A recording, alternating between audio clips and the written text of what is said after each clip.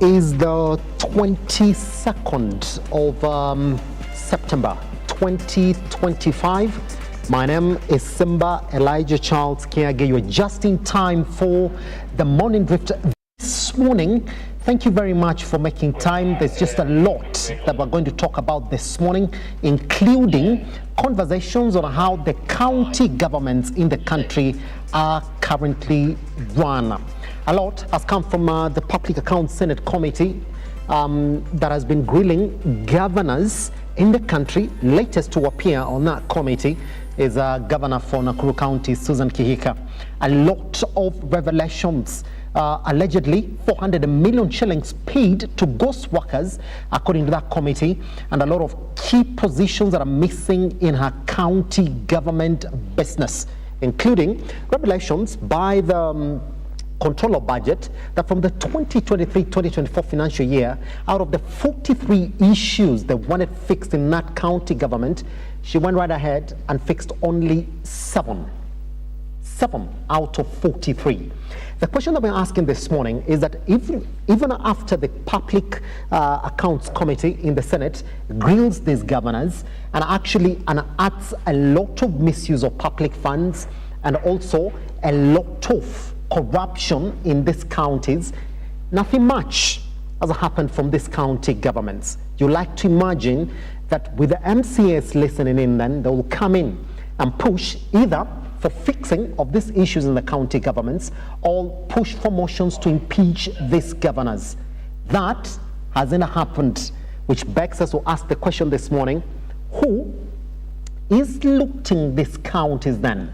Is it the failure of governors to push for proper reforms in the county governments, or it is the failure of the members of the county assemblies to action their roles properly as per the Constitution to make sure that the county governments are run properly?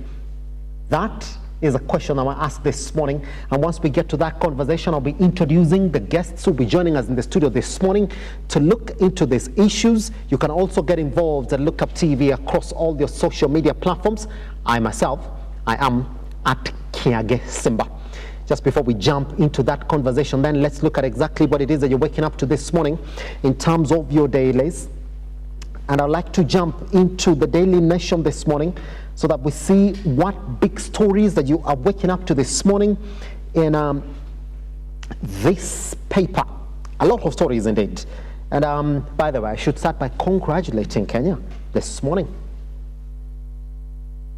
And you should know I'm congratulating them. If you're a true Kenyan, then we've performed proper in the Berlin Marathon events. And you're going to read that story, by the way, right here on page 38.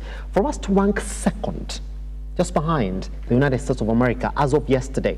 I mean, that's proper performance right there. Yeah?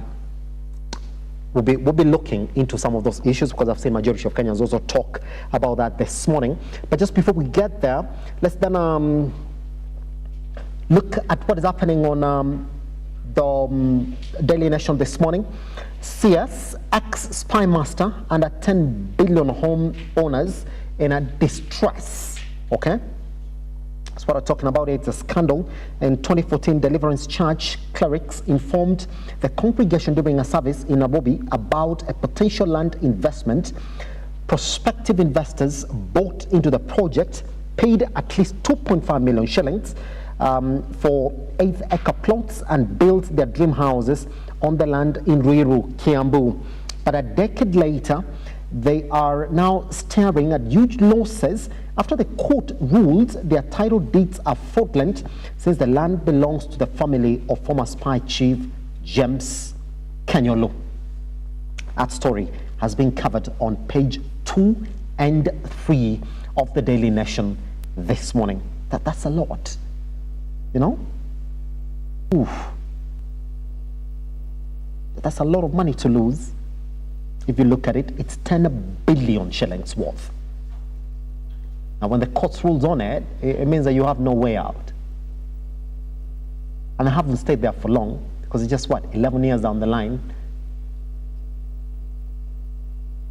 So what do you do?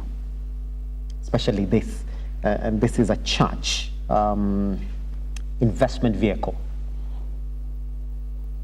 What they say, before you buy land in this country, you need to do proper due diligence. Yeah? Oof. Read that story on page 213 of the Daily Nation this morning. There is a story here on page 6 on how Matiang'i takes on Ruto as a 2027 rivalry escalates. That story has been covered on page 6 of the Daily Nation this morning.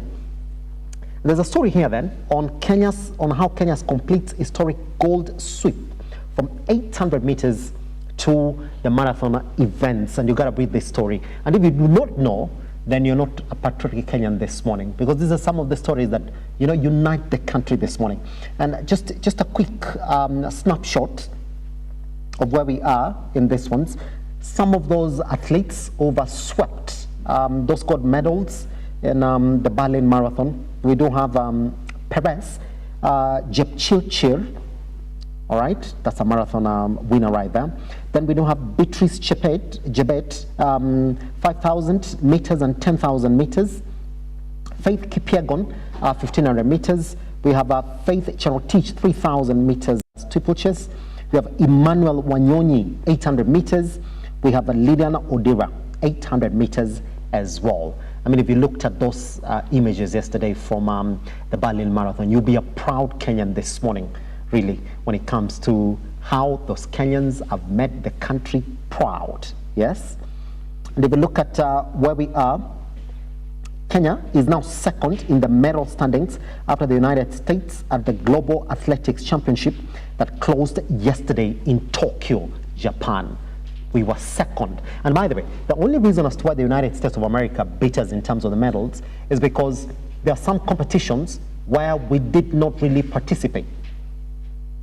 So had we participated, then chances could have been that we would be leading in those medal standings with the USA as well. So congratulations again to all the Kenyans who went to represent the country in that competition right there and a Berlin Marathon. Good. So let's also look at some of the stories. Some of them are touching exactly what we're going to talk about this morning. We do have a story on page 3 here on how Obado allies now are going to lose 500 million shillings in properties. Stories that sort of make you proud of how we're fighting corruption in the county governments, because this one is a case that is still ongoing, and you can see exactly how now it's extending to all the allies who benefited from that former governor's corruption scandals within his county government. That story has been covered on page 3 of the Daily Nation this morning as well. Fantastic. By the way, majority of this story is also covered on our social media platforms. That is a Lookup TV across all of them on our website. That is at www.lookuptv.co.ke. Let's then cross over to the Standard as well, so that we can get to see what it is that you're waking up to in that newspaper.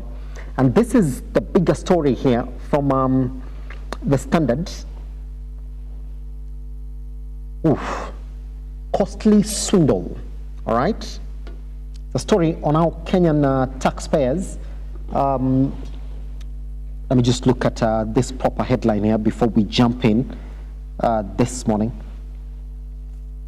Good. It's talking about how Kenyan taxpayers now face the risk of 10 billion shillings penalty after a cancelled dam contract turned sour. Now, British firm GBM Engineering has petitioned authorities saying it was cheated out of a deal to finance and build the Grand Falls Dam on River Tana, a project meant to boost Kenya's power supply. The deal, signed under the former President Uhuru Kenyatta, was scrapped in July by the Ruto administration. Now, plans to revive the project with a different contractor are raising fresh trouble. That story has been covered on page 4. More scandals as well. You know how presidents come in and then they say we're going to start on a fresh chapter, and that probably is one of those issues that we really need to talk about as a country, because that right there would be corruption Because then if this was a deal signed and agreed to, why would you cancel it, all right, and then proceed with a different contractor on the same deal?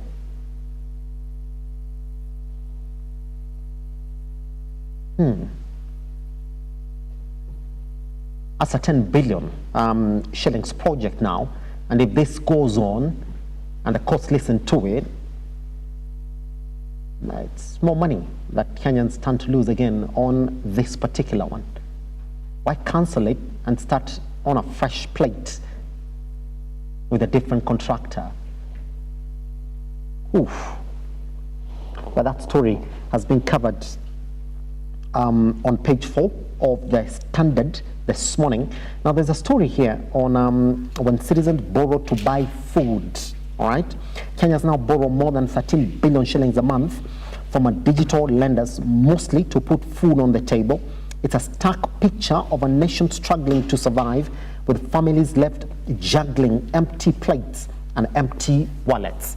That story has been covered on page 5 as well. You know, every financial literacy advisor will tell you that you do not borrow to consume. When majority of Kenyans then are borrowing to consume, that tells you that things are really tough on the ground. That story has been covered then on page 5, and you can get to have a read at it. Let's cross over to, there's a story here on science. They're going to read. That story has been covered on page 8, caring for dementia, who bears the burden. That story has been covered on page 4 and 5, especially for those who have older parents or beneficiaries in their families. It's a good read here. It's asking on when your mother forgets your name, the roles reverse, you become her memory, her guardian, her everything. This is the story of many daughters in Kenya. That story has been covered on page 4 and 5 of the Standard this morning. Good.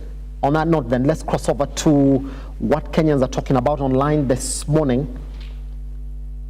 And it's a lot. I do not know whether I should get into this, but let me first pick from congratulatory messages yesterday. I've seen Lilian Odira trending, and she won the 800 meter race yesterday at the Berlin Marathon. Now, this is how Kenya has now become the first country in the world to win all distance events at the 2025 World Championship. Do you know how big of a feat that is? You know, let me tell you what we won yesterday. 800 meters. Sorry, not yesterday per se, just in the Berlin Marathon. We won 800 meters, 1500 meters, 3000 meters steeplechase, 5000 meters, and 10,000 meters. All right? And the marathon, we also bagged it. Oof. So we swept all the distance events at the Berlin 2025 World Championships. All right, marathon won by Perez Chepchirchir, 10,000 meters won by Beatrice Chebet, 5,000 meters again won by Beatrice Chebet, 3,000 meters won by Faith Cherotich, 1,500 meters won by Faith Kipyegon, 800 meters won by Lilian Odira. I'm telling you, we swept it. So you're not proud this morning, then you should be proud of something from your country, especially that race, the 800 meters. If you did watch it, I was won by Lilian Odira. You know, looked as if we were nowhere until she decided, nah, we're taking it home as well. You better go watch it. It is heroic. Beautiful pictures right there from Berlin Marathon 2025 World Championships. You gotta watch it, you know? Please, I beseech you to go watch it. You become proud of your country as well. So congratulations to all of them who participated yesterday. Let me just read a couple of tweets here this morning that are coming into the studio. I got here one by Gabriel Ogudo saying, World 800 meters champion Lilian Odira speaking to the media in the fastest growing foreign language now recognized by the United Nations. Kolenya to the world. And there's something that she did, you know. Here's the thing. I've seen a lot of athletes who represent Kenya in these international events. And you don't gotta speak English. That's not a national language, man. You go your way, you know. They look for translators. Yeah, it's not a mandate for you to go in and speak English and then embarrass yourself if you're not really eloquent in it. You're good at Swahili, you're good at your local dialect, so let them look for a translator in it. That's it. And by the way, those are golds. They're the ones that I just read to you. They're not bronze, they're not silver. No, we swept it. All right, so if you count that, then you will see that we were at around, what, 10 medals. So it's a fantastic feat right there, you know. Final one, this morning. Sent this one from Cornelius Rono this morning. God's timing is perfect. No one deserves the gold medal more than Migori's queen, Liliana Odira. All right, fantastic feat right there. Then from that competition that just ended yesterday, there's so much then of sports here again. But I would just summarize it like this. Yesterday, Arsenal was playing Manchester City. We did not lose. So no team lost. In fact, the team that lost yesterday was Liverpool, because they were praying that either of them would lose. Because if Arsenal beat Man City, it means that Liverpool opens a very big gap between them and Man City. If Man City beat Arsenal, it means that Liverpool open a 6-point gap between them and Arsenal. So a draw is good, but then for Arsenal, we feel like we lost that game yesterday because Man City were poor. Man, they parked the bus in the second half. But then this is what I keep on saying, and for every other Arsenal, because I've seen a lot of you guys are talking about Arteta in this one. But let's say like this: you and I are not managers. We are not qualified to criticize a manager's selection in any competition, by the way. Because again, Arteta proves to you again that he's a better player manager than you are. Martinelli comes in yesterday, again, proves to be the match winner. Him and Eze come in yesterday and they changed that game as well. Last week in the Champions League as well, Arteta again proved that I can do my substitutions and come win a game. So you and I do not have the power. That's what I keep on saying. People think that football is a game that any other person can come in and talk. No. I mean, those guys, those managers are guided by numbers, they're guided by facts, they're guided by figures, you know, history, training that you and I did not attend, you know. But you sort of kind of feel that Eze should have started yesterday. I mean, that's what I'm saying. I feel. I do not have the experience or the facilities to come here and say that Eze should have started, or Martinelli should have started, or Madueke should not have been substituted yesterday. But you feel that should have Eze started that game and probably introduced Martinelli a bit earlier, then Man City should have lost yesterday. Because other than that one fluke chance they got with the Haaland, and by the way, Mosquera should have started. Because I don't think Haaland should have gotten away with that one, should have Mosquera been in the game. Again, you see, that's what I'm saying. You and I do not have the facilities to come in and criticize Arteta for making his selections. It's just, you have to take it the way it is. Because it's justified. He didn't lose the game, and he's the manager for that team. But as painful as it is, again, we've considered only the second goal of the season. Speaks much to our defense, and we did not lose. So we look forward to Newcastle. And by the way, it's a good thing. All Arsenal fans, you need to know this. We played all the tough games in our first 6 games of this season. Because now we are done with Man City, we are done with Man United, we are done with Liverpool, we are done with Newcastle. All right? We're going to get done with them next weekend. After that, hopefully, it's going to be all wins towards the end of the year. I'm just saying hopefully, it's going to be 3-3-3-3 towards the end of the year. Good. And I've seen also Chelsea trending this morning as well. We do know why. They're trending. They failed to beat Man United. Or should I say Man United beat Chelsea? Whichever way you look at it. Yeah. But again, Maresca is trending as well. I don't want to talk so much about this because we have the sports team. We're going to come in and put this into proper perspective. Maresca made quick substitutions after that red that Sanchez got. But then you ask yourself the question, why didn't Chelsea buy a proper goalkeeper? Donnarumma was in the market. You guys didn't go for him.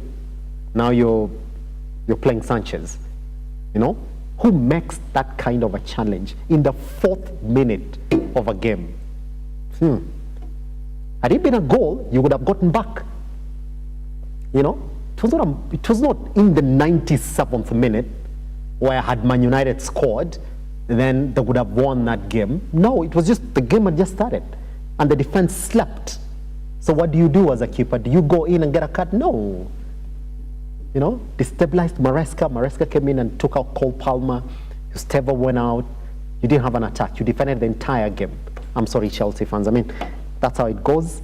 For Man United, don't think you're out of the blues yet, you know, because you benefited from Chelsea's 10 men.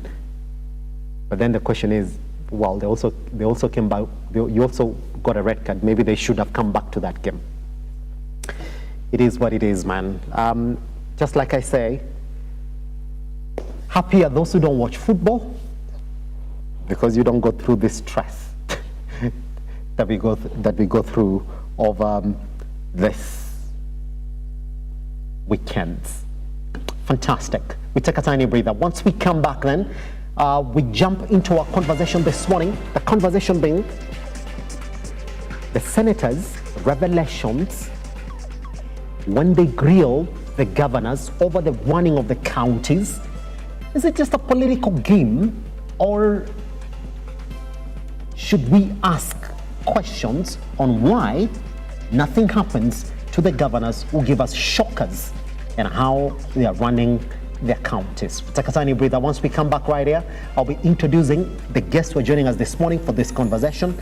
Talk to us at Lookup TV across all your social media platforms. Once we come back, who is looting the counties? The senators versus the governors.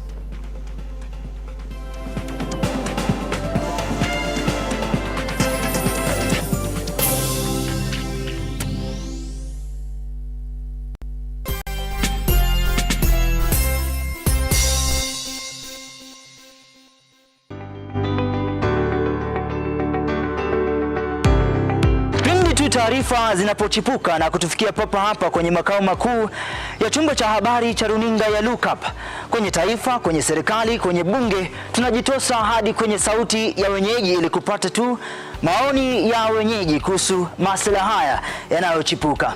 Maana hii kitu inaenda kuumiza Mkenya kwa tax. Hakuna kitu tunafurahia. Nothing. Absolutely nothing. Sisi tunaumia, si ati tunaumia ile ya kiukweli. Juu maisha ni ngumu. Na bila shaka tunapata maoni yao ili sauti yao ipate kusikika. Na watasema hili, waseme lile, watasema hiki, na waseme kile, almuradi sauti yao ipate taa. Mambo ya mafuta tena imekuwa ni changamoto zaidi kwa kila mtu wa bodaboda. Uchumi ikikuwa stable, tunaamini mambo itakuwa sawa sawa. Kwanza liko na ria wa boda, mama mboga nini. Hao sasa ndio wamefinywa zaidi man.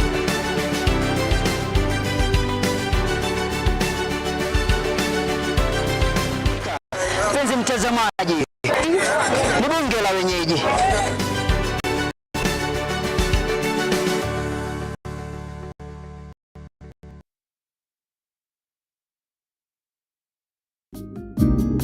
People are there to belittle you. When people are questioning you, if you don't move fast, of course, yes, you lose it, but then it's not us to push you. But you do not know the God who has been molding me. What has he been doing to me? The deep and mature conversations of empowerment for you with a curious mind and an appetite for oriented conversations. I concur with what you're saying. You plan your finances, you can easily live without a debt. An engaging safe space of free expression and truthfulness with an upheld vibrance, motivation and happiness. So many children who are there, they are not living their dreams. Join us for deep conversations with Zipporah Gashushe every Saturday from 8 p.m. The Deeper Conversations on Lookup TV.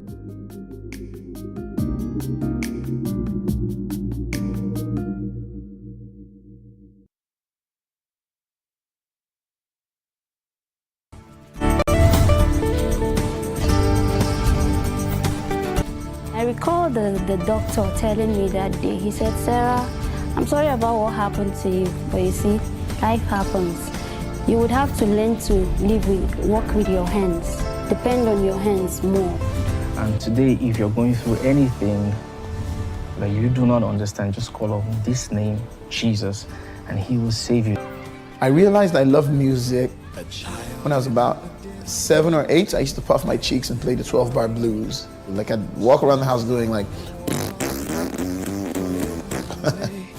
Why do we need the Holy Spirit? I mean, if you look at what Jesus said when he was leaving, he said he is going and that he will send the Holy Spirit as our helper. So God knows everything since the end, from the beginning, has a plan for your life. So to find that plan for your life, you must find God. When you find God, you will know the path for your life.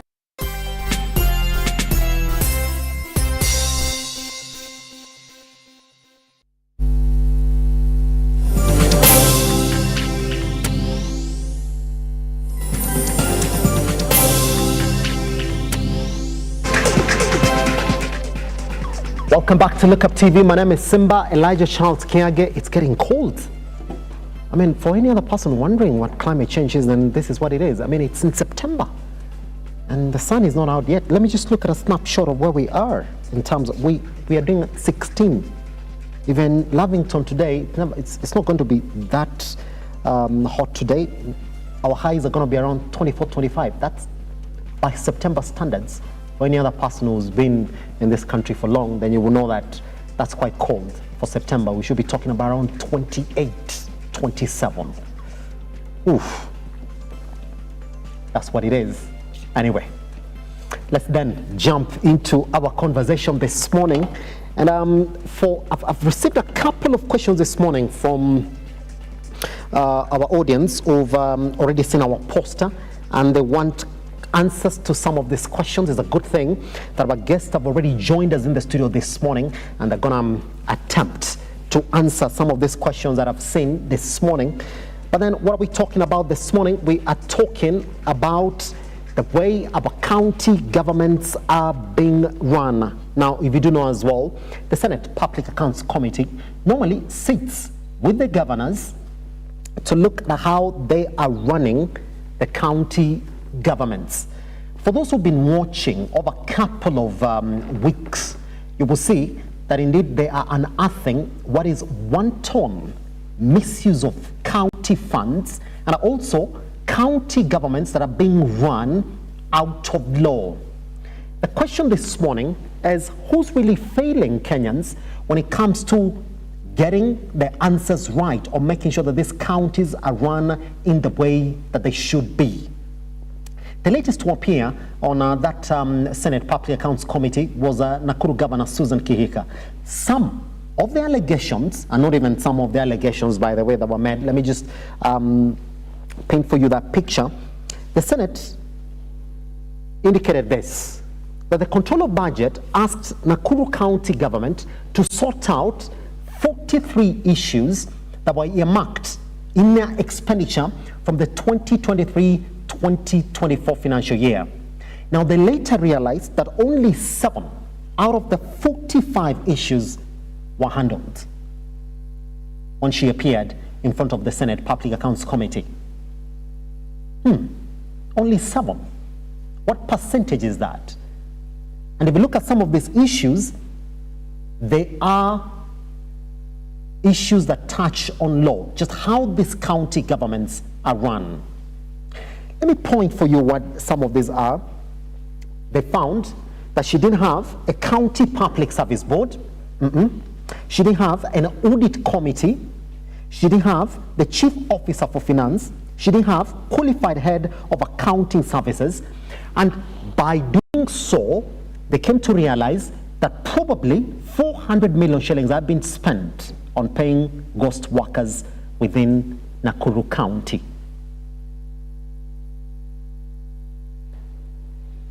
Some of the issues that we talk about this morning. So to help us then jump into that conversation this morning, We do have our guests in the studio. Let me introduce them. We do have Ruth Bolo. How are you doing? I'm good. How are you, Simba? Happy to see you. Happy to see you too. Thanks for having me. How was Malindi? We should talk about that this morning. I'll see you behind the tent. Karibu sana. All right. Also, we do have Omondi Ongoma, who is an MCA aspirant for 2027. Mr. Moni, how are you doing, sir? Good, Juma. Happy to have you around. Same. Let's jump into this conversation, and I'd like to start with you this morning. We do know that under Article 96, Clause 3 of the Constitution, we do know that the Constitution empowers the Senate to exercise oversight over the national revenue allocated to the counties. Article 125 also gives the Senate powers to summon any person to appear before it and give evidence. Now, this is what critics are saying. They argue that despite these powers and these inquiries that the Senate normally has into the running of the county government, nothing normally happens into the recovery of funds. In fact, it's become child's play. The governors just appear, the Senate becomes very concerned on how they run the county governments.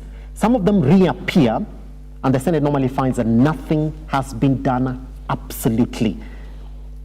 Is there a lack of direction in our Constitution on what should happen once the Senate Public Accounts Committee grills the governors?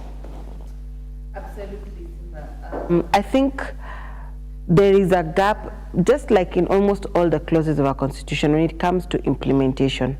The implementation bit, there's a gap and there is lack of political goodwill. But specifically for this case, I'm afraid that it's like the case of EACC and ODPP, where one says ours is just to recommend that there is prosecution, and the other one says the recommendations we get don't have sufficient evidence. Yes. And so I think it is that the Senate there's only so much that the Senate can do, but the expectation then is that the Public Accounts Committee at the county assembly level would then see some of these cases and pick it up, would then be able to interrogate this, would then the sectoral committees would then be able to ask some of these questions in county assembly, and then go ahead to, if nothing has changed, especially in a case where not even 50% has changed, then go ahead to initiate the impeachment motion, because right there and then they have the grounds.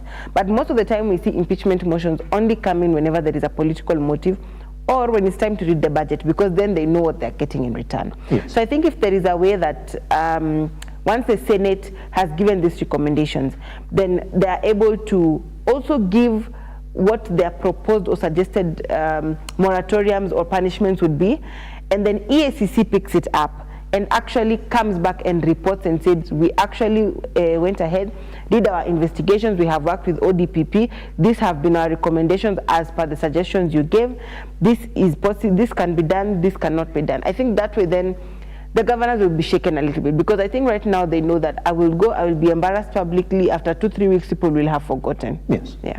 Pretty much. Amoni, I want you to weigh in on this as well. We've seen the powers that Senate carries. In fact, if you dare miss their summon, we've seen them fine the governors heavily for failing to appear for this summon. One governor was at trouble with the Senate Public Accounts Committee is one Governor Sakaja for Nairobi. So there was a time he kept on getting fined for failing to appear in front of the Senate committee. They showed their powers to that extent, that because the Constitution gives us the powers to summon you, if you miss, we will fine you heavily for failing to respond to that particular duty. But then their powers end at that point, that once they find gaping holes, once they find breaking of the law in the way that these counties are run, theirs is just to do a report that goes back to the control of budget and says, we saw your recommendations for a certain financial year, we've interrogated, and these are the reports that we've been given. So far, this is the picture. But nothing gets done. Thank you so much, Simba.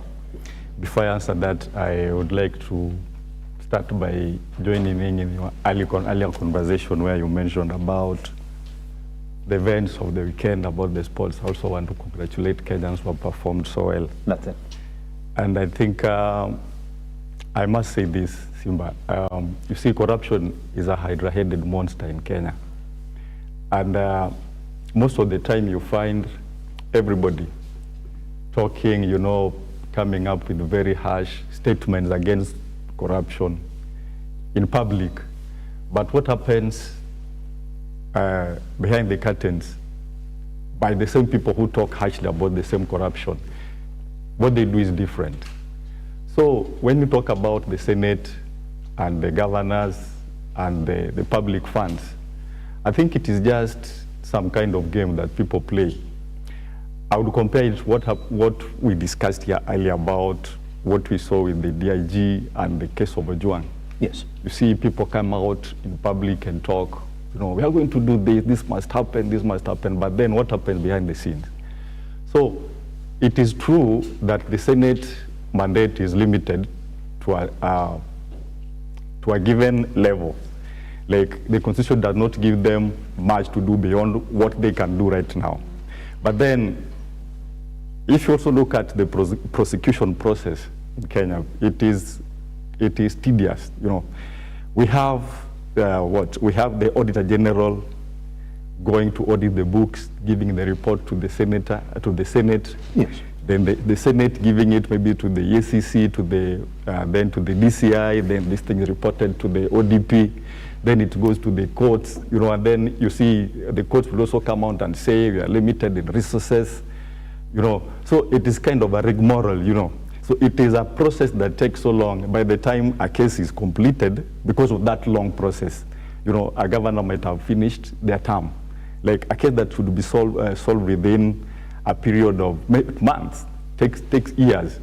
Like I could cite one case of Lenore Kulal, the Samburu governor. Yes. That case is still active, you know, and it is now, this guy had done his 2 terms and is now resting. You know, so I think the Senate is limited in its jurisdiction or something. They can't just do much. You know, they will talk and talk and talk and do whatever they'll do, then they'll pass it to the next person, then nothing is done. So I think we really need to, whether we need to amend the Constitution to give the Senate more powers, maybe like they can also prosecute, I don't know how, because I'm not a constitutional lawyer, I can't talk much to that, but I think the Senate is too limited to what they can do. That aside, we can also say that there is some kind of collision between the Senate and the governors, you see, because sometimes we see when a governor has been accused or been brought before the Senate, they do their cases selectively. Yeah, like when there's a case against a governor who might have, do I say, have compromised them or something, yes, then those cases, you know, they're lenient in handling such cases. So I think the Senate is failing, and now the loot is being done by the Senate and the governors. What differs is just the percentages of the loot. The governors are looting too much, but the Senate is supporting in the loot.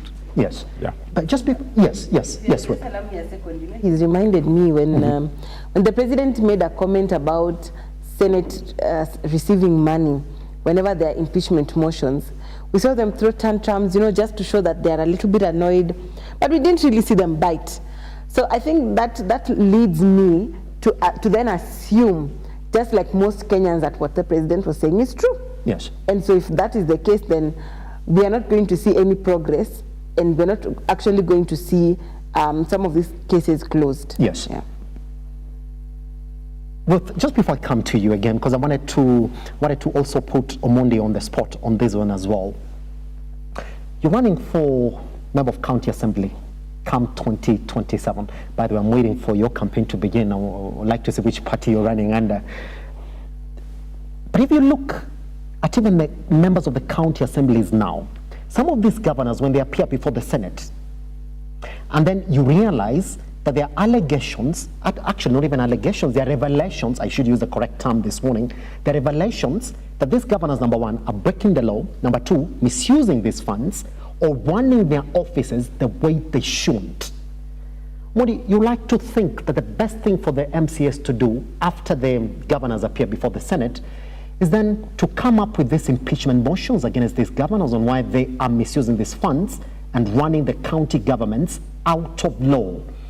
Why don't we see that every other time the senators get shockers from the governors on how they're running these counties? The MCAs are sort of sitting and watching. Just like I said earlier, you know, the eating process, the eating cartel, it is a cartel. It is a network of people who are eating. Yes. And then, you see, most of the time, the member of county assemblies come up with a motion maybe to impeach a governor. Most of the time, you find that the allegations against that governor are basically issues that touch on their personal interests. So when there's a governor who is working in collusion with them to loot, it is really hard to see them pass motions to like impeach those, such governors, you see. So when we talk about impeachment, unless I didn't get you right, you would ask yourself, if you compare, like if you take for case studies of other countries where somebody is impeached, let's take a case of Mike Sonko, YT, they're impeached, but they're walking scot-free. Nothing has happened to them. So what would happen to me if I went ahead and, you know, looted 100 million, like $1 billion shillings, and then I'm impeached? I'll go back and sit pretty well, eating my loot. So even if they impeach, what happens after the impeachment? Does that rest with the MCAs, or there's another body that's supposed to take care of that? You see, so I'm talking about the prosecution. The MCAs will impeach, yes. And then whatever will happen, the other process will take place. But what happens after impeachment? That is what she talked about, you know, making the governors take responsibility, like instilling some kind of fear in them. Like, what happens after that? Yes. To me, that is what is important, not just the impeachment. We've seen people impeached. But again, like I say, the corruption in Kenya is something that gets support from. It is like a counseling that has been done by the society. So we defend our corrupt leaders from our tribes, you know. So somebody would loot, and then when now action is supposed to be taken on them, then the tribe comes in. So what is important in these things, whether impeached, whether done what to, the big question would be, what happens with these people after the impeachment? Yes. Then who is supposed to do that? Is it the MCAs? On that one as well. So let's see the role that the control of budget plays. They get the books of accounts from the county governments. They look at how the county governments are spending, because we do know also that the control of budget office also tells them or guides them on how they should spend these monies by law, even give them various percentages on how this money should be spent. So it's a two-step process. This is exactly how you're supposed to spend this money. We, as the control of budget, we've been given those powers by the Constitution to tell you how this money that is coming to your county government should be spent. Spend these percentages on salaries, spend this percentage on development, and any other thing that you intend to spend these monies on. So the county governments are well guided. So after they spend in a financial year, they deliver their books of accounts to the Control of Budget Office. The Control of Budget Office looks at exactly how this money has been spent. For example now, and I keep on referring to Nakuru County government, and says, we've unearthed 45 issues in your 2023-2024 expenditure, including your lack of people in our office who are supposed to make that expenditure lawful. Case in point, Nakuru County government lacks the head of finance, lacks the head of accounting in that county government. So all the money that you're spending it unlawfully, because there's nobody in that office who's telling you we need to spend this much as per law. So once they deliver this reports then to the Public Accounts Committee in the Senate, so the Senate is also reading directly from the Controller of Budget recommendations and also report. Don't you think then, Ruth, that these two officers in the Constitution, there's a sort of power that they're lacking? Because here they are playing the same function, but there's no finality in their reports. Again, I agree with him when he talks about the jurisdiction, because at this point in time, giving prosecutorial powers to certain offices or certain dockets then creates duplication of powers. Yes. And so I think there just needs to be a system and a process in which we know that once Senate gives this direction, or once the controller of budget has flagged this, then it comes back to either the Public Accounts Committee, because the Public Accounts Committee at the county assembly level equally is supposed to oversight these particular reports that have been flagged or issues that have been cited. They're supposed to thoroughly go through the Auditor General's report and be able to ask, these are the issues that have been flagged. A year down the line, it hasn't been fixed. Yes. But we don't see that happening. We don't see this county assembly speaking these issues up. Yet they're supposed to be oversighting. Of course, the reasons as to why they don't do this is a whole other conversation. But it's a holistic, the approach to curbing some of these issues is holistic. It just doesn't lie with one office. It needs to have, yes, the Senate is playing their role. Can we see county assembly playing their role? Can we see EACC playing their role? Big Leaf Oparanya had some cases ongoing at EACC. But what happened immediately he became the minister? I don't know, maybe it's just me who has not watched TV in a while. It could be. But those cases just disappeared into thin air. And so have many other cases of people who cross into government. Once you cross over to the ruling government, your cases just disappear. Yes. But they're also used to keep you at bay, to keep you in check. You step out of line a bit, those cases reappear. So I think the whole system, we need to just rethink the whole system. And really it lies again in the political goodwill. The governors know that, again, the most that will happen is that they will be embarrassed on national television. Yes. There will be memes for 2-3 weeks, and then that's it. Kenyans will forget. The senators will move on to the next case. EACC have their instructions. County assembly, nobody's going to pick that up. And sometimes you find that in counties, especially where it's not cosmopolitan, or it's not multi-party, let me use that word. In county assemblies where it is a one-party state, where one party is majority, you find that the county assembly, the members of county assembly and the governor are all aligned. Yes. There is nothing, in fact, some of them owe their party tickets, and thus their elections to their governors. So they are definitely not going to oversight them. Some of them are also, beneficiaries of certain tendering processes. They're not going to impeach that governor, leave alone impeach, even just calling the governor to ask the respective governor some of these questions and give certain directives, call some of the CECs. It's not going to happen, because they know that they know there's no heavy repercussion. Yes. And so I think for me, until a proper example will be made, then we're still going to be seeing these issues. That's it. Yeah. Pretty much. Omondi, this was a question to you, by the way, this morning, and I would like to read this one, and this one came from John Mutuma. Thank you very much for watching us this morning. And this part they said, I have watched the impeachment proceedings in this country. And Simba, this is what I've realized. Yes, it's not all the allegations against the governors that are right. But you find that within those allegations, some within the Senate and also the Senate Disciplinary Committee, they are actually proven to be right. That's what he said. So the question is, at what point should a governor be impeached? Is breaking 1 or 2 okay in this country, where we say that he has broken 2 out of 10, so let him go back to office? Or are we saying once you break a law, either 1 or 2, you need to go? And I think, even before you respond to this, you and I have watched these impeachment proceedings, and I will take you back to one again, Kerisho governor. That was drama. That the Senate sat and proved that indeed some of them were right, especially on hiring a PA system that was costing the county almost 1 million shillings a day. That was proven. But then I sat and said, oh, so they found him. But then at the end of the day, he walked out. The threshold of breaking a county law for the governors. Omondi, where do we stand? You see, Simba, for me, what I would say is this.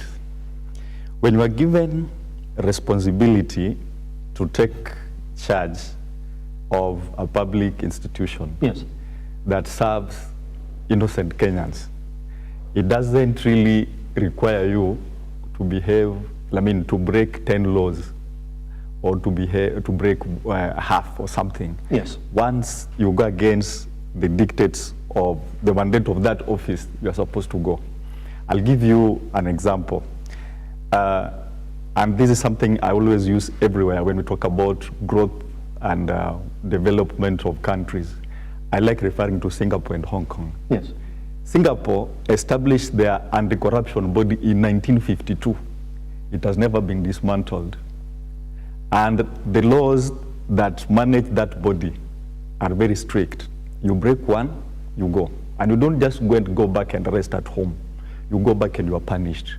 And the punishment is heavy. The same happens, and then Hong Kong established theirs in 1974. It is still there. Yes. Let's not go there. Let's come back to Rwanda. Paul Kagame is working with the so-called, this body that checks on the accountability of public offices and service to the people, the ombudsman. Yes. It has given the ombudsman the powers to prosecute. You see, so what we do in Kenya is basically a joke. We just play with the minds of people. She has said very well that once you go against certain dictates in the political whatever, these corrupt allegations are the bogeyman. They just tap on. You know, you did this, we'll bring up this case. So you're supposed to tone down to a given direction, you know. So to me, there is no amount of, breakage of the law that would save you or that will, punish you. Once you break quarter, an eighth or whatever, you should go. That is why I always say that corruption in Kenya is like a software that has been installed in all of us. We are all corrupt. Yeah. So the moment we start, like I was looking at Wavinya Ndeti case. Yes. And I was looking at what was happening in social media, people saying Wavinya Ndeti is just trying to play, with the people's minds, he's supposed to do much, not just sack individuals. But then who did the corruption? Is it the system? Is it the computer, the laptops? It is people. So who should she, sack? The people. Yeah. So I think we really need to get serious when we talk about matters corruption. It doesn't matter who the person is, whether it is your brother, your sister, or who it is. People should go. Some time back, I saw Professor Sam Ongeri. He was the Minister for Education by then. It was the time I was just trying to, get these things about politics. I was just learning about politics. But then when Ongeri was accused of corruption, I think it was around the same time when Ruto was also the agriculture minister. So Ongeri went back and he told these people, I saw it on TV, saying our people are being targeted, and the Kisii community was on it. So I was wondering, if Ongeri stole the money, yes, I don't know whether he did, but if he did steal the money, did he share the loot with the Kisii community? He didn't. But the Kisii community was protecting Ongeri, you see. So this thing is not only the governors. These governors come from us. And once I'm corrupt, I'm picked to go and replace another corrupt governor. I will eat, then I'll be impeached, go back and eat my loot. So there is nothing like it was 1, 2, 3 or whatever. Once you break any, you should go. That's it. Yeah. Pretty much. I'd like us to take a tiny breather. But once we come back, I also have a direct question to you this morning. And I would like to read it just before we go on a break. Here it is. Let me just get it. Yes, here it is. This is Eric, who's saying, Nairobi MCAs came up with a proper case against Governor Johnson Sakaja. They threatened to impeach him. And in fact, they looked like they had the numbers, both within the ODM party and outside the ODM party. But then we saw the president and Raila Amolo Odinga intervene, saying that all those issues that were raised will be solved by the governor. Only thing they had to do is save him from impeachment. Well, he goes ahead to say, I looked at some of those issues. Some of them were really correct in terms of revenue, expenditure, in terms of salaries, and the hiring of Nairobi workforce. Goes on to say, should somebody be arrested when MCAs come up to impeach a governor, and the president and Raila Amolo Odinga publicly come in and save a governor from impeachment, therefore stopping a constitutional process? Should we go up in arms and get Raila Amolo Odinga and the president arrested because of that? Because that in itself is breaking the law. Once we come back right here on the morning drifts, the question is going to be, who is looting the counties? Is it the senators who are equipping the governors, or is it the governors who have just decided that come rain, come sun, we have to loot? Once we come back right here on the morning drift.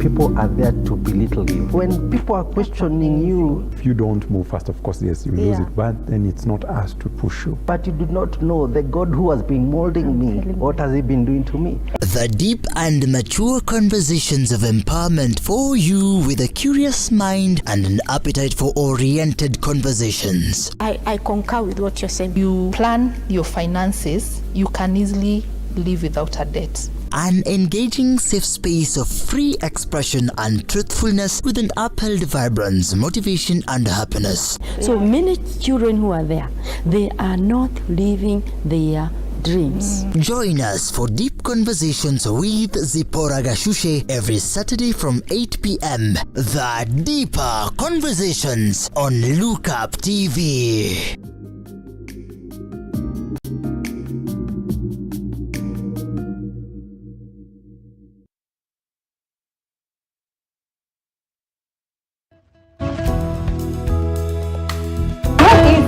For you to forgive someone who has hurt you? How easy is it?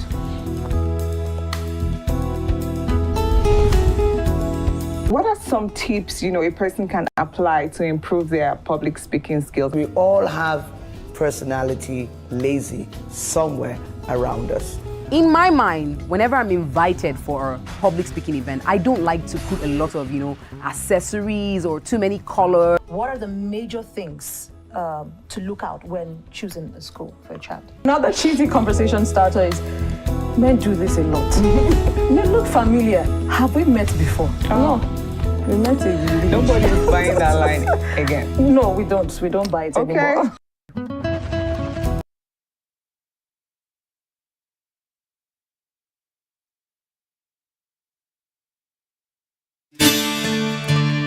Do you need a dose of hope? If so, you are in the right place. We think of ourselves around here as hope dealers, delivering truth, power, and inspiration to hearts and minds all over the world. If nothing else has worked for you, why not give the God thing a try? For it's in the presence of God that you'll find everything that you need. Amen.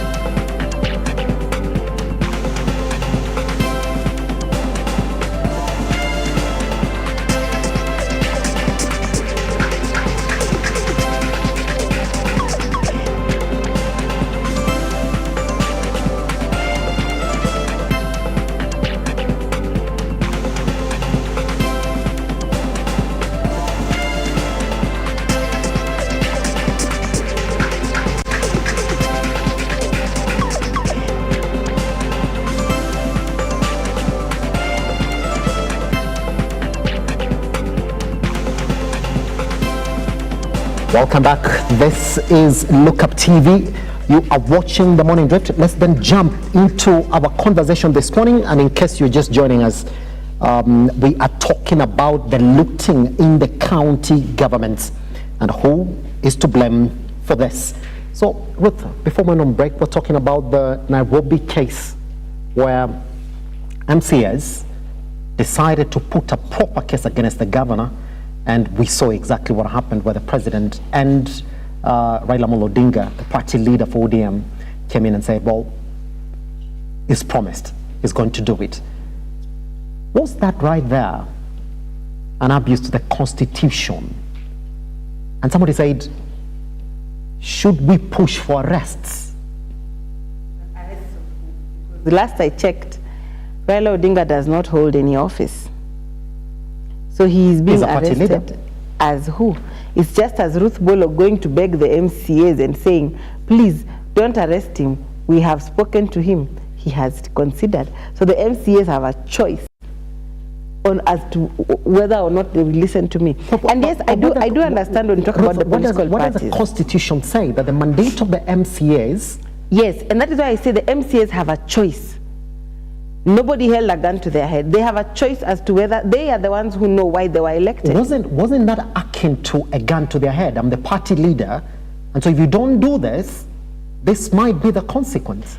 If it was an issue on their salaries, if it was an issue, I mean, look at what is happening with the NGCDF at the National Assembly level. Because that is an issue that touches on their personal interest, then they are able to go against their party leaders. But when all of a sudden, when it comes to governance issues, then we say that they cannot go against their party leaders. I think, yes, political parties have a huge role to play in it, but we can't leave the blame to them. Political parties, I have always said, are the root cause of some of the problems we have, because you find that sometimes these political parties give tickets to people, party tickets to people they know are incompetent. Sometimes they sell these tickets to people they know are going to be able to give their party leaders some monies here and there, are going to be able to, you know, carry on with the corruption that is ongoing. And that is why sometimes you see when the party leader, when the party leader calls for certain things, you find these members of parliament sending in 100 million, sending in. The other day you saw Senator Tabitha Mutinda was on an interview and she was being asked, this money that you're giving when you go to these empowerment forums, where does this come from? She said, we contribute. Now, if you've gone to about 7 of them, we've not yet come to the end of the year, assuming you've done 7 of them. In each of them, you're giving 300,000.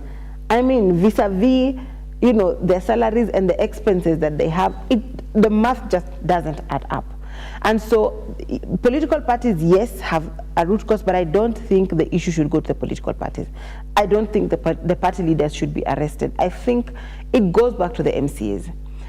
Similarly, I think we need to get to a point as a country where you know, as a junior officer, in this case, the MCAs are then juniors to their party leaders, right? Yes. It should go to a point. We should get to a point where you know that when you make a mistake, it is you and your God. Your party leader is not there. That way, people will be able to, when they get some of these instructions, they will say no, because when the rubber meets the road, I'll be by myself. I am the only one who will be left there answering questions. And so I don't think, yes, political parties have a role to play, and a lot of our problems stem from political parties, but it is time that individuals took responsibility for their choices. The members of County Assembly for Nairobi County had a choice to make, and the choice they made was to go with what their party leaders are saying. A number of them, you know, decided to use that as an excuse. So I think for me, I don't think Raila Odinga is a party leader, yes, but he doesn't control the whole of the Nairobi County Assembly, 1. 2, the best he can do is guide and tell them, this and this is what happens. Now, it is up to the citizens to say, look, every time we have wanted to impeach, Raila Odinga and William Samoei Ruto have come on board and they have actually said, save this person time and time again. Yet, the allegations before them were actually very weighty. So as citizens, we are not going to vote in any member of county assembly, any member of parliament, or any elected position in Nairobi that will belong to these two political parties. Let them be taught a lesson. But I don't think arresting the party leaders is the problem. I think we should actually task those MCAs who have that mandate, because the mandate of party leaders is very different. Yes. I think the people who should be tasked here are those members of county assemblies for Nairobi. That's it. Omode, do you share the same sentiment? I mean, as MCAs, we come up and popularize a motion that is going to see a governor be impeached. And we do know that Nairobi essentially has majority ODM MCAs in the Nairobi County Assembly. So the party leader called you for a meeting. It was actually a mandatory meeting. All you guys have been called. One meet the party leader. From there, we do not know exactly what they spoke in confidence. But then, all of a sudden, that impeachment drive, and by the way, we did see a lot of those allegations. And they were saying that we have evidence, we've developed it properly, we're going to go to the Senate and see exactly what the Senate has for Nairobi Governor Sakaja. And then it dies out. Is that a gag on the role of the MCAs under the Kenyan Constitution from the political party? And if so, shouldn't action be taken? Because somebody is breaking the law right there. Like she said. Action against who? It's a party leader. Let me ask you. Yes. What is the interest of a political party? Political survival. True or false? True. And then, now, as ODM and UDA, let's assume now they are the two parties that are forming this government. They would want to survive in it for as long as they may. Now, here is an allegation that is made on a governor that belonged to one of those parties. The political parties, the first thing they would do is to save the governor so that they survive first. That is their interest. That is the politic that they must play. When you come back to governance, now, the Constitution states that, I mean, the Constitution states the role of the MCAs, oversight and blah, blah, you know them. Yes. So when it comes to that, as she said, Raila Odinga, as a political party leader, has to make sure that his political party stands. He does that by calling the MCAs to make sure that a governor who subscribes to their ideology survives. Now, the MCAs using their own brains that I think they work with every day, it is up to them to use that particular brain to decide for or against what Raila Odinga advises them to do. So if the MCAs decide that they are going to listen to what Raila Odinga says that benefits the party, but go against what benefits the people, then you don't blame Raila. Yes. You know, because he looks at the survival of his party. So it is the MCAs that Raila was not elected by an MCA from Korogocho or an MC from Gatina. Raila Odinga is just a political party leader who issued a ticket to somebody that the people of Gatina gave the mandate to come and represent them in the county assembly. So it is up to this MCA to make sure that he is representing the interest of his people, but not the interest of Raila. And I even saw Raila's sister asking the MCAs, did somebody force you? You were supposed to decide. Then when we get to that level where now people can stand up and say, we are not doing this, yeah? We are doing this because we represent the people, but we have not gotten to that level, you see. Like, when we were offline, she was just saying, there are tenders that are given to the MCAs. You see now, when you walk all over Nairobi, you'll find there are structures that put beside the roads.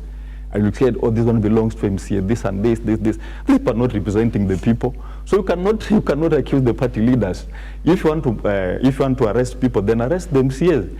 They're the people who did not do their job. They did not oversee it. Yeah, they did not do that. So you cannot, accuse Ruto and Raila on this. I think they just played their part. Yes. Yeah.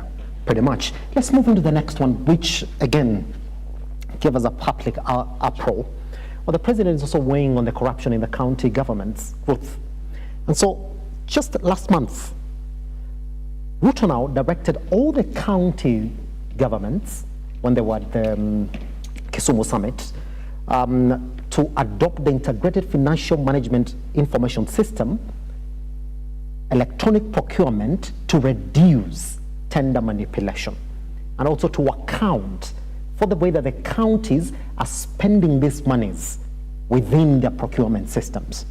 All right? However, and I don't want to say some, it looks like all governors resisted this, citing autonomy and system failures.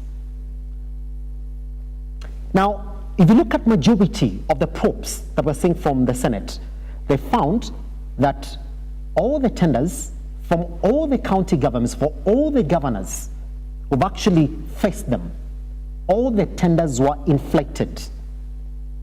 If you look at some of the repair works that are getting done in the county governments, some of them, by the way, are even hitting 15.9 million for one repair job of a door.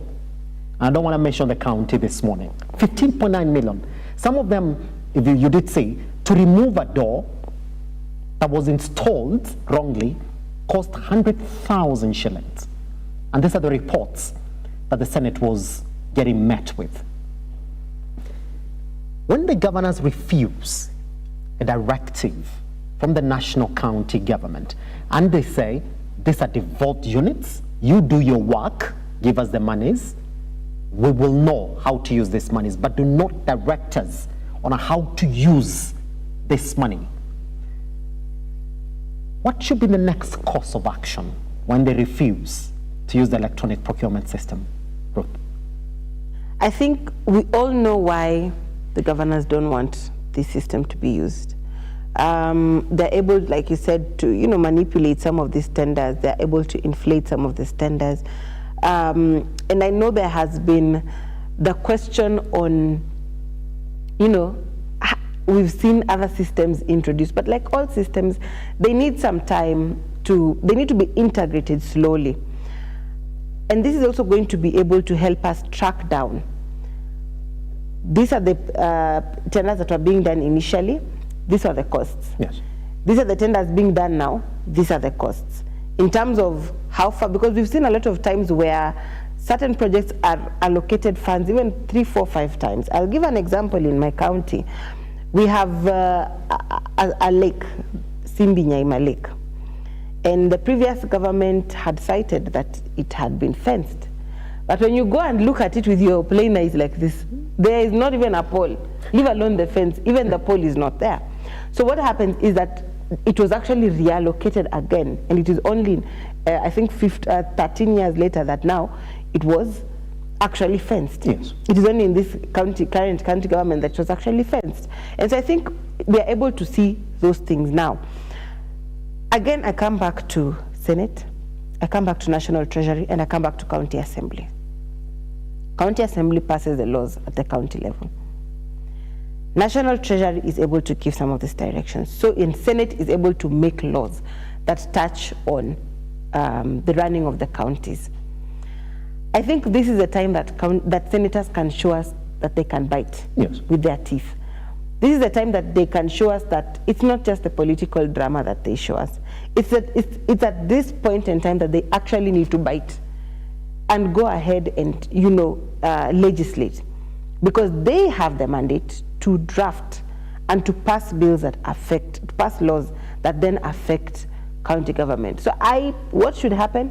Senate should force it down the throats of governors. I think that's what should happen. The senators should actually force it down their throats, and National Treasury should be able to give them that backing. Yes. For me, I think it's that simple. That's it.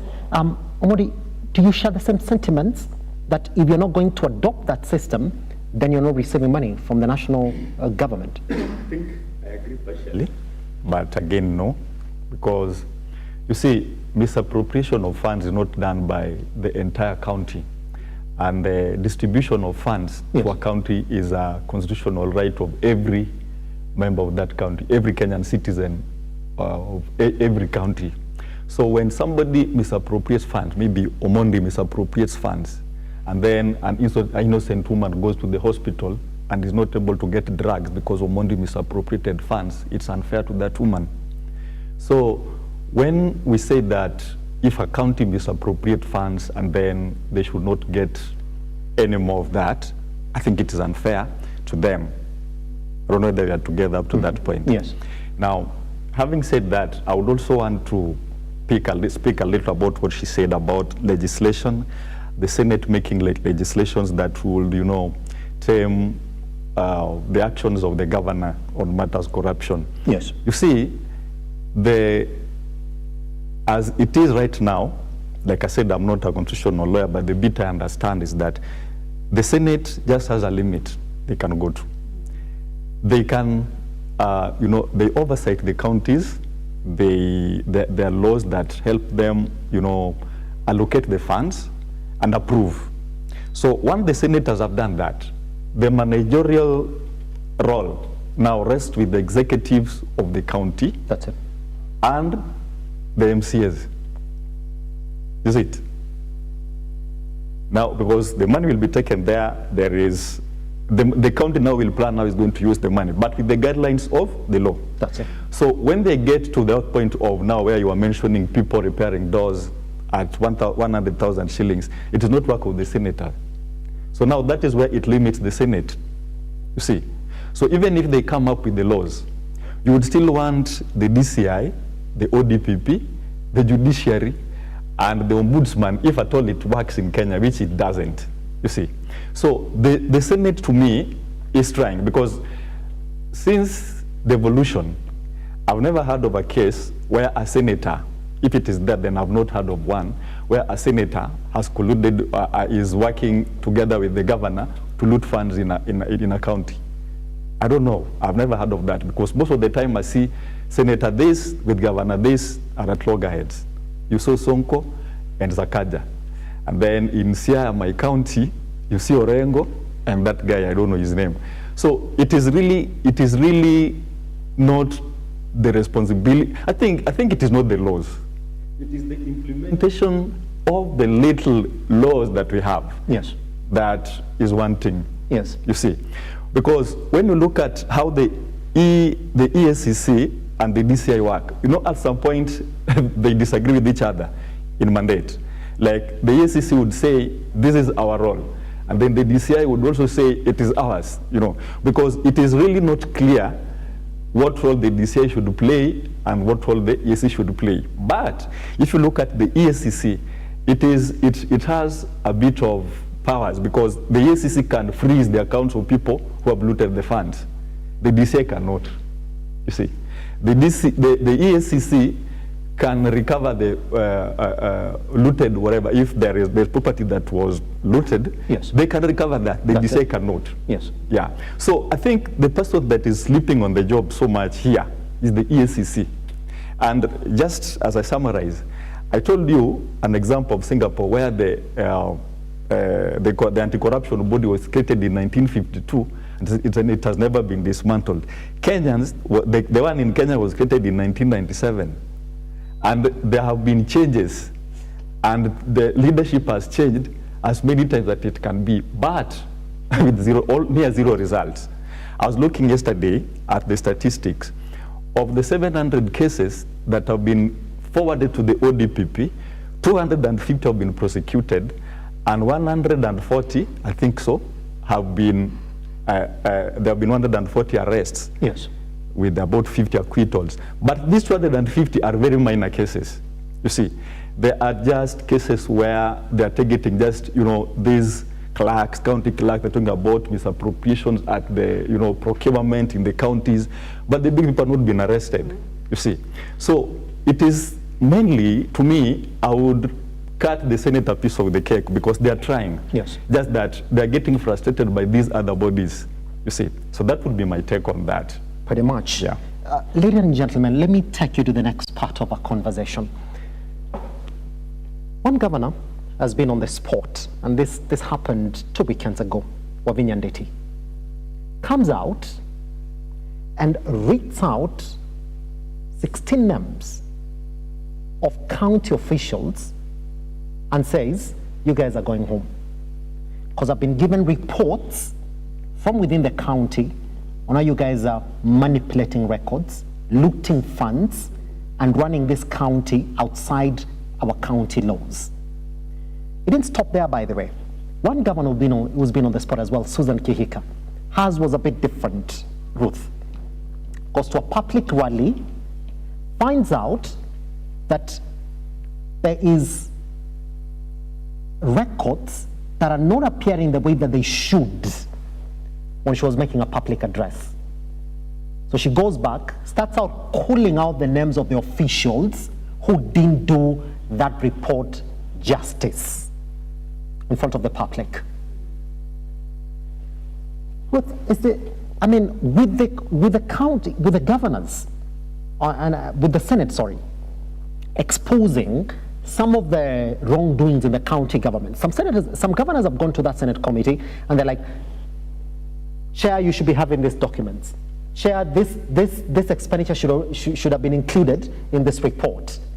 Why haven't we seen the kind of response that we've seen from one Governor Wavinya Ndeti in terms of firing county officials? I think by the time, we've always said that organizations take the personality of the person at the top. Yes. So by the time that there's stealing and all these loopholes that are happening, yes, then it is because you know your leader either allows it to happen and participates, or could care less about what happens, how it happens, when it happens, whether you will be caught or not. Yes. Then you know you have the leeway to go ahead and do it. So that is the first thing. And so whenever some of these reports are coming up, I think the governors should also ask themselves, why is my team very comfortable to steal and to do shoddy reports under me? That's the first question I think they should be asked. And I think the firing issue, especially the one you have said that is done at a public rally, I just give it 2 words: political PR. Is it? Because tell me, the good? same county yes, that doesn't have a head of finance is busy firing people. You're not able to put your human resource in the organizational charter in place, but you're able to go to a public rally and fire. But would you say that? I mean, this is the least we should see. At least. Yeah, I'm not saying it shouldn't happen. Yes. It should happen. Yes. But let's not use it as a PR exercise. Because if you're going to ensure that these reports are going to be at par from now on, yes, you shouldn't fire someone, but in your next meeting before Senate, we are still seeing the same thing. It cannot be that you are choosing which side you want to. You know, people say we are all sinners. We only decide which sin is not good, then we start castigating the other person. And that's exactly what the governors are doing. Yes. Where you feel like my right hand is the one that is paining, my left hand is the one hitting my right hand, but I will cut off my right hand and leave my left hand. They should be able to say, this arm that I was told to fix, I am fixing it. This one that is not doing as per the report, they are going. Let's see a holistic, let's see a whole, a holistic fix. Let's not just see them picking and deciding that this is the area that I'm going to change. Because remember, we have a lot of these positions that were actually given as rewards, as political rewards. You campaigned for me, and so now I'm going to push for you to get CEO. Yes. You campaigned for me, or you gave a monetary contribution, and so I'm going to give you this. Your so and so helped me in my campaign, so this is how I'm going to reward you, by giving you this job. And so if somewhere down the line your political realignment shifts, then this presents me an opportunity to fire you and replace you with a loyal, a loyal supporter that didn't get anything, or someone who has just come into my good books. And so I think for me, yes, we should be able to see them fired, but can the firing come with you also showing that you have changed? Otherwise, it's just PR. Pretty much. Omori, we have 3 minutes for this conversation. I want to pick your sentiments on that before I come in for your closing remarks. People said this is the way to go. Do it publicly, set an example to the rest of them who think they can continue with corruption within the county government. You see, I agree with her. Yes. That is PR. It's PR because, like she's put it, why would you go announcing names in public while your systems on the background are faulty? Is it the systems or the people? Because the pilferage loopholes that exist come as a result of the unavailability of proper systems. So fix the systems first before you go making noise. That is PR. Yes. Yeah. Clear PR, I think. Kenyans are not serious. Only from the perspective that we haven't seen a governor come out publicly to do this. But is that what the Constitution says?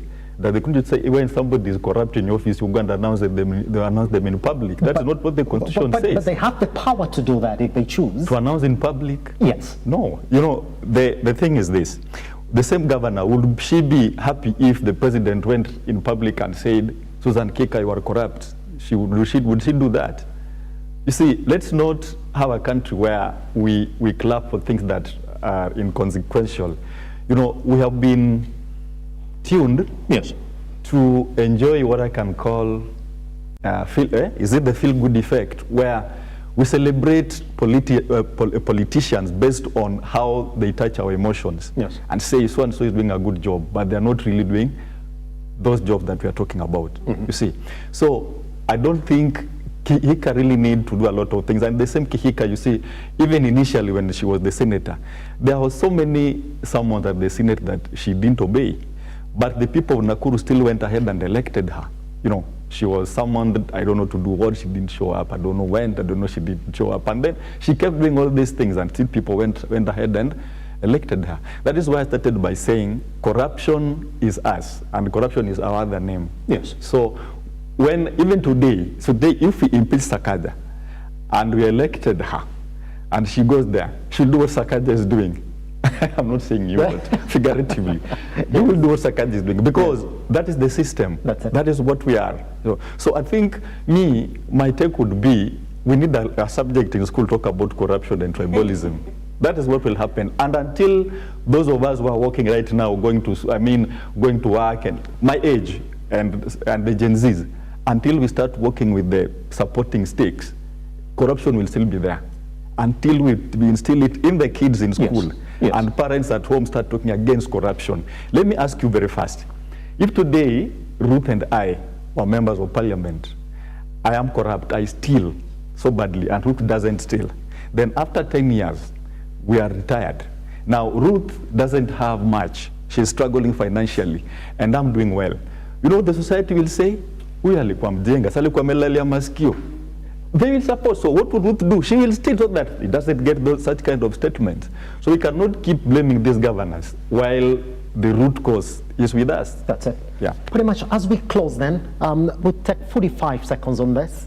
It's been 15 years of devolution.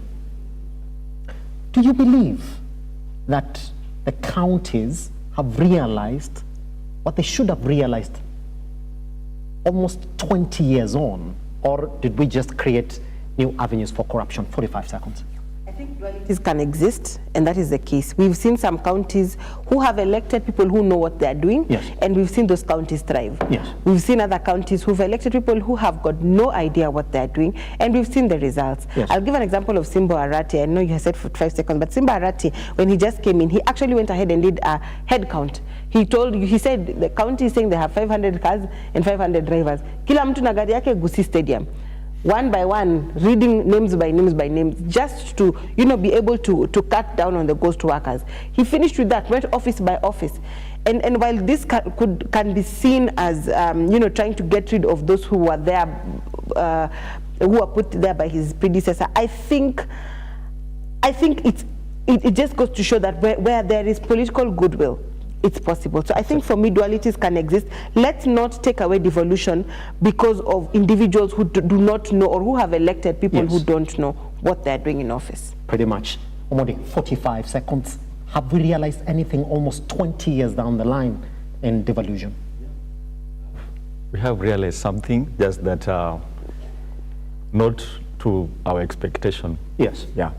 Pretty much. Oof. And I don't know where this time went. This morning, it's been an hour down the line. Ruth Omodi, thank you very much for joining us this morning. Could take them back online to the time that they walked in the studio this morning and look up TV across all your social media platforms. Those who got to send in their questions this morning, thank you very much. I'll meet you tomorrow for another session as well. Good morning and goodbye.